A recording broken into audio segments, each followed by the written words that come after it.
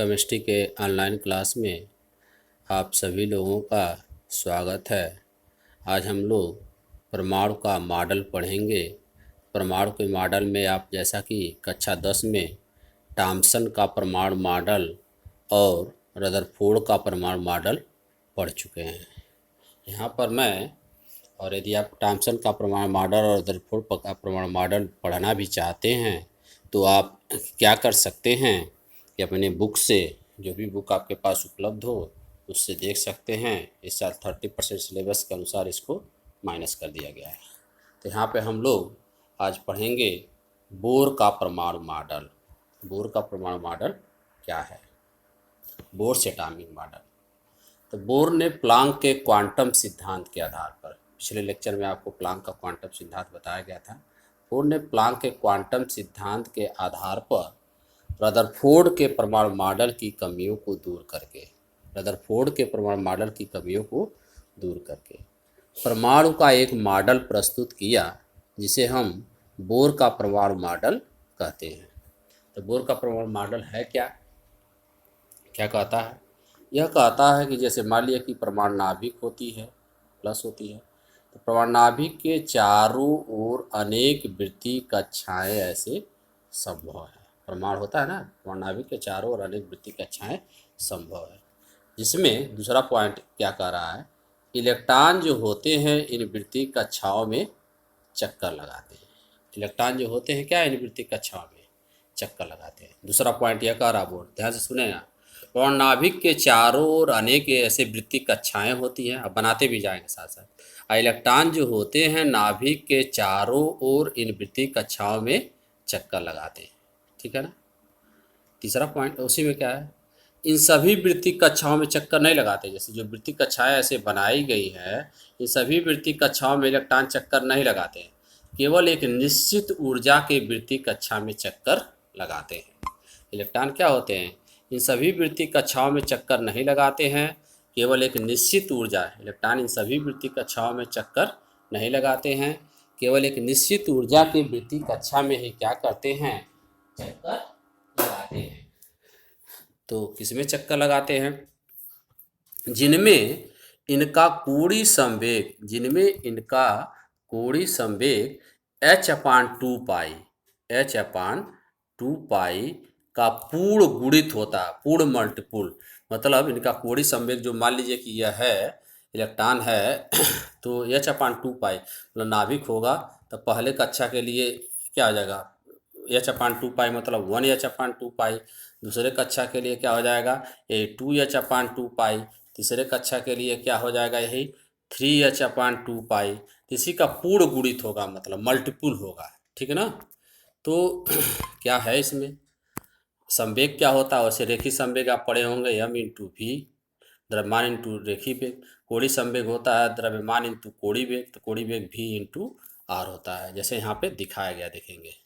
Are त्रिज्या के वृत्तीय कक्षा में यह m द्रव्यमान का इलेक्ट्रॉन है, इलेक्ट्रॉन यह है, अब v वेग से गति कर रहा है, तो इसका कोणीय संवेग क्या हो जाएगा, mvr।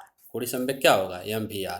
यानी कि इलेक्ट्रॉन उन्हीं वृत्तीय कक्षाओं में, जो यहाँ वृत्तीय कक्षाएं बनाई गई हैं, मान लीजिए पहली वृत्तीय कक्षा, दूसरी वृत्तीय कक्षा, इस तरह से तीसरी वृत्तीय कक्षा, इलेक्ट्रॉन उन्हीं वृत्तीय कक्षाओं में, जैसे वृत्तीय कक्षा यहाँ ऊपर बनाया जा रहा है, पहली वृत्तीय कक्षा, द्वितीय वृत्तीय कक्षा, तृतीय, उन्हीं कक्षाओं में चक्कर लगाएगा जिसमें उसका कोणीय संवेग mvr इस h/2 पाई का पूर्ण गुणज मतलब n होगा। मतलब 1h/2 पाई, जैसे यहाँ लिखा गया, देखेंगे 2h/2 पाई। h/पाई का मान ज्ञात कर लेंगे ना आप। h का मान क्या होता है, 6.6 इंटू 10⁻34 अब बटे 3.14 गुणा कर लेंगे। तो जब भाग दे देंगे तो जितना मान आएगा उतने का पहले कक्षा में रहेगा तो 1 गुणे, और दूसरे कक्षा में रहेगा 2 गुणे, उतने का पूर्ण गुणज होगा। उन्हीं वृत्तीय कक्षाओं में क्या करेगा, वो चक्कर लगाएगा। यहाँ पे m क्या है, यहाँ पे गतिशील कण का इलेक्ट्रॉन है, m गतिशील कण इलेक्ट्रॉन का द्रव्यमान, v वेग, r त्रिज्या, h क्या है, प्लांक नियतांक का मान जानते हैं, प्लांक नियतांक का। ठीक ना। तो ये चीज़ हो जाएगा। n बराबर क्या है, कक्ष की संख्या है। n बराबर कक्ष की संख्या, जैसे मान लीजिए कि यहाँ पे नाभिक है, यह धनावेशित नाभिक बनाया जा रहा है, या पहली कक्षा दूसरी कक्षा, तीसरी कक्षा। पहली तीसरी कक्षा के लिए लेंगे तो क्या हो जाएगा, 3h/2 पाई, h/2 पाई का मान ज्ञात कर लेंगे ना, तो यह हो जाएगा। ठीक है, तो इलेक्ट्रॉन केवल उन्हीं वृत्तीय कक्षाओं में चक्कर लगाएगा जिनमें उनका कोणीय संवेग जो mvr होगा, h/2 पाई का क्या होगा, पूर्ण गुणज होगा। यहाँ पे n क्या है, कक्ष की संख्या है। तीसरा पॉइंट क्या कह रहा है, प्रत्येक कक्षा की एक निश्चित ऊर्जा स्तर होता है।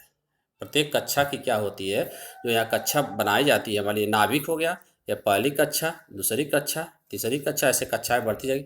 तो ये पहली कक्षा की ऊर्जा एक निश्चित होगी, दूसरी कक्षा की ऊर्जा एक निश्चित होगी, तीसरी कक्षा की ऊर्जा निश्चित होगी। अब प्रत्येक कक्षा की ऊर्जा हम प्लांक समीकरण से ज्ञात कर सकते हैं। समीकरण प्लांक का आप क्या जानते हैं, E = H ν = Hc/λ, ये जानते हैं ना आप, इससे हम क्या कर सकते हैं, उसको ज्ञात कर सकते हैं। ठीक है, तो प्रत्येक कक्षा की ऊर्जा आप इससे ज्ञात कर सकते हैं।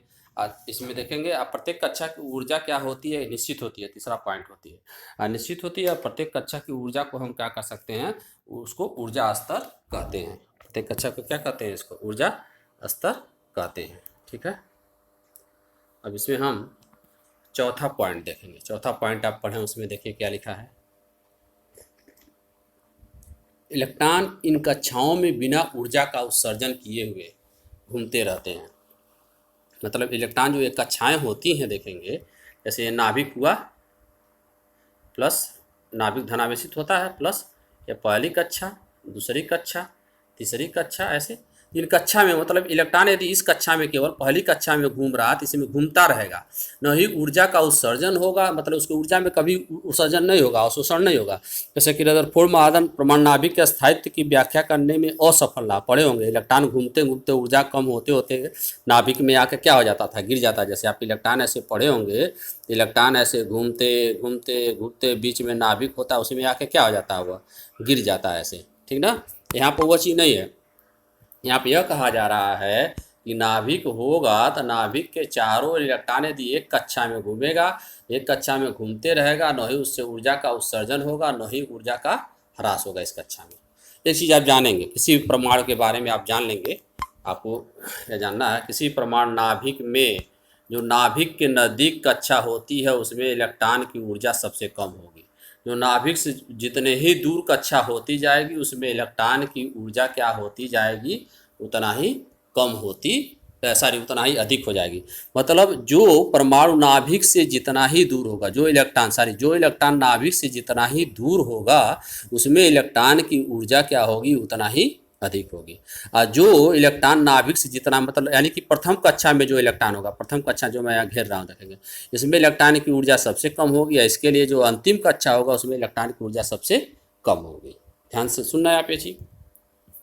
इलेक्ट्रॉन एक चीज़ जानेंगे आप, इलेक्ट्रॉन अपनी कक्षा में घूमेगा बिना ऊर्जा का उत्सर्जन किए हुए। जब इलेक्ट्रॉन एक कक्षा से, जैसे मान लीजिए कि इस कक्षा में इलेक्ट्रॉन की ऊर्जा 10 जूल है और इस कक्षा में इलेक्ट्रॉन की ऊर्जा 60 जूल है, तो यहाँ से यहाँ जाने के लिए 60 जूल की आवश्यकता होगी ना। जैसे इलेक्ट्रॉन की मान लीजिए कि प्रथम कक्षा जो भी होगा, ये पहली कक्षा मान लीजिए नाभिक है, यह होगा पहली कक्षा, दूसरी कक्षा, तीसरी कक्षा, चौथी कक्षा, ऐसे इलेक्ट्रॉन होगा। तो पहली कक्षा में मान लीजिए इलेक्ट्रॉन की ऊर्जा 10 जूल है, पहली कक्षा में 10 जूल है और अंतिम कक्षा में मान लीजिए 60 जूल है। तो पहली कक्षा से अंतिम कक्षा में, मतलब पहले से यहाँ पे आपको जाने के लिए इलेक्ट्रॉन के लिए, यहाँ से और यहाँ से जाने के लिए, पहले से अंतिम कक्षा में जाने के लिए कितने ऊर्जा की आवश्यकता होगी, 50 जूल की। कितने ऊर्जा की आवश्यकता होगी, 50 जूल की। अब इससे मान लीजिए कि अंतिम कक्षा से अब पहली कक्षा में आएगा इलेक्ट्रॉन, तब कितनी ऊर्जा निकलेगी, 50 जूल। यानी कि इससे क्या स्पष्ट हो रहा है, इलेक्ट्रॉन जब निम्न कक्षा या पहली कक्षा को निम्न कक्षा, अंतिम कक्षा मान लीजिए उससे ऊपर जो कक्षा होगा उसको उच्च कक्षा कहते हैं। जब इलेक्ट्रॉन पहली कक्षा से, मतलब निम्न कक्षा से उच्च कक्षा में जाता है तो इलेक्ट्रॉन या ऊर्जा की आवश्यकता होती है, यानी कि ऊर्जा का अवशोषण होगा, ऊर्जा लेगा तभी जाएगा। ठीक ना, और जब उच्च कक्षा से निम्न कक्षा में आएगा तो क्या होगा, ऊर्जा का उत्सर्जन होगा। ठीक है, तो देखेंगे यहाँ पे फिगर वही बताया गया है। इलेक्ट्रॉन की ऊर्जा की गणना आप जानते ही हैं, जैसे मान लीजिए प्लांक समीकरण, पहली कक्षा में मान लीजिए निम्न कक्षा में इलेक्ट्रॉन की ऊर्जा E1 है, E1 बराबर H ν1 आवृत्ति पर डिपेंड करेगा, और E2 बराबर क्या होती है, H ν2। दोनों का अंतर ऊर्जा का उत्सर्जन या अवशोषण किसके बराबर होगा, E2 माइनस E1 का। जैसे बताया ना, जैसे 50 जूल और 10 जूल, तो कितना ऊपर से नीचे आएगा तो 40 जूल निकलेगा, और नीचे से मान लिया कि 10 जूल है 50 जूल है, तो ऊपर से नीचे से ऊपर जाएगा तो 40 जूल आवश्यकता होगी। E2 माइनस E1 बराबर क्या हो जाएगा, यहाँ पे वही सॉल्व किया गया है, देखेंगे यहाँ पे। ठीक है, E2 माइनस E1 बराबर देखें H nu two minus H nu one, और H nu two minus nu one H delta nu बराबर H C upon delta lambda electron की ऊर्जा होती है। यहाँ पे फिगर में भी प्रदर्शित किया गया वही चीज़ यहाँ पे फिगर में भी प्रदर्शित किया गया, देखेंगे आप फिगर में भी वो प्रदर्शित किया गया। नाभिक वैसे ही जो मैं बनाया हूँ, नाभिक ऐसे बना दिया है, यहाँ पर इलेक्ट्रॉन है, और ये क्या किया, इलेक्ट्रॉन को इस कक्षा से इस कक्षा में ले गया है, निम्न से उच्च में जाएगा तो उत्सर्जन या अवशोषण वही, सॉरी उच्च से निम्न में आएगा तो उत्सर्जन दिखाया गया। आप इसको ग्राफ बना लेंगे, ठीक है। उसके बाद देखेंगे आप चौथा पॉइंट क्या है, ऊर्जा उत्सर्जन के फलस्वरूप उत्सर्जन स्पेक्ट्रम की निश्चित आवृत्ति की रेखाएं उत्पन्न होती हैं। स्पेक्ट्रम में क्या होगी, निश्चित आवृत्ति की रेखाएं उत्पन्न होती हैं, जिसे हम रैखिक स्पेक्ट्रम कहते हैं या लीनियर स्पेक्ट्रम कहते हैं, जिसे रैखिक स्पेक्ट्रम कहते हैं या लीनियर स्पेक्ट्रम कहते हैं। अब बोर परमाणु मॉडल की कमियां, लिमिटेशंस ऑफ बोर मॉडल क्या होती हैं। तो बोर परमाणु मॉडल है जो केवल एक इलेक्ट्रॉन वाले परमाणुओं एवं आयनों, एक इलेक्ट्रॉन किस में होता है, हाइड्रोजन में होता है। He में 2 इलेक्ट्रॉन होता है तो He प्लस में क्या हो जाएगा, 1 इलेक्ट्रॉन हो जाएगा। लिथियम में 3 इलेक्ट्रॉन होता है तो Li2 प्लस में कितने हो जाएंगे, 1 इलेक्ट्रॉन हो जाएगा। तो बोर परमाणु मॉडल केवल एक इलेक्ट्रॉन वाले परमाणुओं एवं आयनों के स्पेक्ट्रम की व्याख्या करने में सफल रहा, ठीक ना। एक इलेक्ट्रॉन वाले परमाणु एवं आयन के स्पेक्ट्रम की व्याख्या करने में क्या रहा, सफल रहा। बहु इलेक्ट्रॉनिक परमाणु जैसे मान लीजिए जिसमें एक से अधिक इलेक्ट्रॉन हो, जैसे He लिथियम, He में 2 है, लिथियम में 3, कार्बन में 6, नाइट्रोजन में 7, इनके स्पेक्ट्रम की व्याख्या करने में वह असफल रहा है, ठीक है। दूसरा पॉइंट क्या है, बोर परमाणु मॉडल स्पेक्ट्रम की सूक्ष्म रेखाएं, जो स्पेक्ट्रम की सूक्ष्म रेखाएं होती हैं, जैसे स्पेक्ट्रम की रेखाएं ऐसे प्राप्त होती है, जैसे टीवी वाली जैसे चलता है, टीवी में झिलमिलाता है जब, ऐसे ऐसे रेखाएं होती है ना स्पेक्ट्रम की। तो बोर परमाणु मॉडल स्पेक्ट्रम की जो सूक्ष्म रेखाएं होती हैं, मतलब जो रेखाएं आपस में मिली हुई ऐसे प्रतीत होती हैं, इनकी व्याख्या करने में वह क्या रहा, असफल रहा, ठीक ना। स्पेक्ट्रम की जो मूल रेखाएं ऐसे थी उसको तो व्याख्या कर लिया, लेकिन जो रेखाएं ऐसे एक दूसरे से मिली हुई प्रतीत हो रही थी, ऐसे एक दूसरे से मिली हुई, जैसे खींच रहे देखेंगे एक दूसरे से मिली हुई प्रतीत हो रही थी, उसकी व्याख्या करने में वह असफल रहा। अगला पॉइंट क्या है देखेंगे, बोर परमाणु मॉडल जीवन प्रभाव की व्याख्या करने में असफल रहा। जीवन प्रभाव क्या होता है, जब ये स्पेक्ट्रम की रेखाएं जो होती हैं ऐसे होती है ना, यह क्या रेखाएं, स्पेक्ट्रम की रेखाएं ऐसे प्राप्त होती हैं। तो स्पेक्ट्रम की रेखाएं जब मान लीजिए कि हम ये रेखाएं हों, उसको गुजारा जाए या चुंबकीय क्षेत्र ले लिया जाए या चुंबक ले लिया जाए, जैसे एक चुंबक यह है, मान लीजिए एक यह चुंबक है और यह एक चुंबक है। चुंबक क्षेत्र से इन रेखाओं को गुजारा जाता है, तो ये रेखाएं क्या होती हैं, अलग अलग भागों में ऐसे, एक तरह की रेखाएं एक जगह हो जाएंगी, दूसरे तरह की रेखाएं दूसरे जगह हो जाएंगी, तीसरे तरह की रेखाएं तीसरे जगह हो जाएंगी, ऐसे, ठीक ना। अलग अलग भागों में क्या हो जाती है, वो विभाजित हो जाती है। इसी को हम क्या कहते हैं, जीमान प्रभाव कहते हैं। यहाँ पे जीमान इफेक्ट बताया गया है, जब स्पेक्ट्रम की सूक्ष्म रेखाएं चुंबकीय क्षेत्र में डाली जाती हैं तो अलग अलग भागों में विभक्त हो जाती हैं, इसे ही क्या कहते हैं, जीमान प्रभाव कहते हैं, ठीक है। अब यहाँ पे आगे देखेंगे, बोर के सिद्धांत के कुछ यहाँ पे अनुप्रयोग दिए गए हैं, बोर के सिद्धांत के अनुप्रयोग दिए गए हैं, ठीक है। तो अनुप्रयोग है क्या इसमें, तो बोर परमाणु मॉडल, जो बोर का परमाणु मॉडल ऊपर दिया गया है, उसकी सहायता से हम बोर कक्षा की त्रिज्या, इलेक्ट्रॉन की ऊर्जा, जैसे बोर कक्षा की त्रिज्या मतलब इलेक्ट्रॉन जैसे नाभिक यह है ना, यह मतलब यह हो गया, तो ये एक पहली कक्षा की त्रिज्या हो गई, और दूसरा कक्षा ऐसे लेंगे तो दूसरी कक्षा की त्रिज्या हो गई, और तीसरा कक्षा लेंगे तो यह तीसरी कक्षा की त्रिज्या होगी। इस त्रिज्या के मान की गणना, और जो इसमें इलेक्ट्रॉन चक्कर लगाता है उसका वेग, इलेक्ट्रॉन जो चक्कर लगाता है ना, इन कक्षाओं में इलेक्ट्रॉन चक्कर लगाए ना, उनका वेग, और इलेक्ट्रॉन की ऊर्जा, कितने ऊर्जा से क्या करता है वह चक्कर लगाता है, इसकी गणना हम बोर के सिद्धांत के अनुप्रयोग से कर सकते हैं। तो फर्स्ट अनुप्रयोग क्या है उसमें देखेंगे। फर्स्ट है बोर कक्षा की त्रिज्या। तो बोर कक्षा की त्रिज्या की गणना हम नीचे दिए गए, जो नीचे सूत्र दिया गया है, बोर कक्षा की त्रिज्या की गणना हम नीचे दिए गए इस सूत्र की सहायता से कर सकते हैं। क्या सूत्र है? आर्यन मतलब nth कक्षा की त्रिज्या, आर्यन बराबर n square h square. R n बराबर क्या लिखा है? N square h square, Planck constant है, अपान या एच है, ठीक ना, 4 pi square m z e square. तो एच क्या प्लांक कांस्टेंट है, पाई का मान जानते हैं, एम इलेक्ट्रॉन का द्रव्यमान है, जेड परमाणु क्रमांक है, ई क्या है? आवेश है। तो यहाँ पे यह सूत्र लिखा गया है, ठीक है, यहाँ पे यह लिखा गया। एन कक्षा की त्रिज्या है, एच प्लांक नियतांक, उसका मान अर्ग सेकंड में लिखा है 6.6 इंटू 10⁻27। इलेक्ट्रॉन का आवेश है, तो इलेक्ट्रॉन का आवेश ESU में इलेक्ट्रोस्टैटिक यूनिट में होता है 4.803 इंटू 10⁻10, 4.803 इंटू 10। कूलाम में जैसा कि आप जानते हैं उसका मान कितना होता है? 1.6 इंटू 10⁻19 कूलाम होता है ना। अब पाई का मान 3.14 होता ही है। जेड परमाणु क्रमांक है। एम क्या है? इलेक्ट्रॉन का द्रव्यमान ग्राम में होता है 9.18 9.1 × 10⁻28 ग्राम। केजी में होता है तो क्या हो जाएगा? 10⁻31 kg होगा। तो इन सभी मानों को उपरोक्त समीकरण में हम इन सभी मानों को रख कर जब सरल करें, यह समीकरण जो दिया गया है इसमें सभी मानों को एच का मान, पाई का मान, एम का मान, ई का मान जब हम रख कर सरल करेंगे तो देखेंगे क्या प्राप्त होगा। तब इसमें प्राप्त होता है, देखेंगे सूत्र Rn बराबर sir 0.529 n square upon z angstrom में आया। एंगस्ट्राम में मतलब क्या होगा? 10⁻10 मीटर।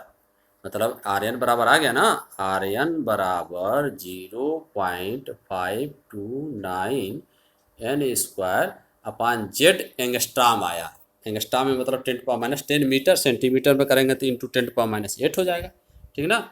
तो हाइड्रोजन परमाणु के लिए यहाँ देखेंगे, हाइड्रोजन परमाणु के लिए जेड का मान कितना होता है? 1 होता है। ये तो जनरल समीकरण हो गया। तो Rn बराबर क्या हो जाएगा? 0.529 एन स्क्वायर एंगस्ट्राम हो गया। तो प्रथम कक्षा के लिए एन का मान मतलब प्रथम कक्षा की त्रिज्या आपको ज्ञात करना है। तो प्रथम कक्षा के लिए क्या होगा? प्रथम कक्षा मतलब यह नाभिक हो गया और यह पहली कक्षा हो गई। ये इसकी त्रिज्या का मान ज्ञात करना है तो एन का मान 1 रख लेंगे। द्वितीय कक्षा के लिए त्रिज्या का मान ज्ञात करना है तो एन का मान प्रथम कक्षा की त्रिज्या और यह दूसरी कक्षा की त्रिज्या हो जाएगी ना। तो यहाँ पे देखेंगे प्रथम कक्षा के लिए R1 बराबर 1 का मान, एन का मान 1 रख दिया जाएगा 0.529 एंगस्ट्राम।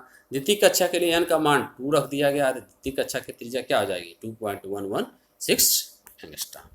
तो आप पढ़ेंगे ये चीज़ें। आज के क्लास में आपको बताया गया इंपॉर्टेंट चीज़ें, जैसे इलेक्ट्रॉन की या बोर कक्षा की त्रिज्या, बोर के सिद्धांत के अनुप्रयोग में, इसमें बोर परमाणु मॉडल की कमियां बताई गई, बोर का परमाणु मॉडल बताया गया डिटेल में। आज संक्षिप्त ही लेक्चर था, इम्पॉर्टेंट था। अगला लेक्चर और इम्पॉर्टेंट होगा, इलेक्ट्रॉन की ऊर्जा।